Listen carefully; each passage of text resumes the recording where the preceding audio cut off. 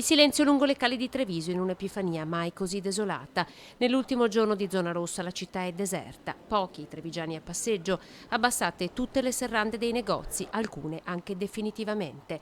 In pochi metri un bar e 2 negozi sono sfitti. La città è sospesa e da domani dovrà destreggiarsi tra giorni gialli rafforzati e weekend arancioni in attesa del prossimo DPCM atteso per il 15 gennaio. Fa male al cuore perché in questi giorni la città negli altri anni scoppiava di gente, scoppiava di allegria, di sorrisi. E quest'anno invece siamo chiamati alla responsabilità. La soluzione giusta era quella di chiudere tutto per un breve periodo e poi ripartire alla grande. Invece, a causa dei mancati ristori, perché diciamoci la verità, i ristori tardano ad arrivare e quindi devono sempre trovare posizioni di equilibrio tra la tenuta economica e la tutela della salute, cosa che allunga questa agonia.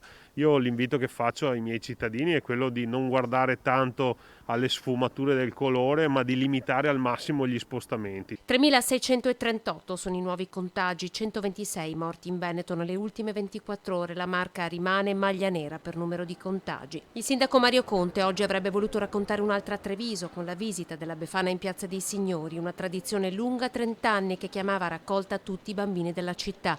Il suo messaggio si unisce a quello del vescovo Michele Tommasi. Richiamo un po' le parole del vescovo che ci invita comunque a sorridere anche sotto la mascherina, perché il sorriso si vede anche attraverso gli occhi e credo che questo sia lo spirito giusto dell'animo per affrontare questa pandemia e sono anch'io convinto che recupereremo presto anche quegli aspetti economici che oggi tanto ci preoccupano.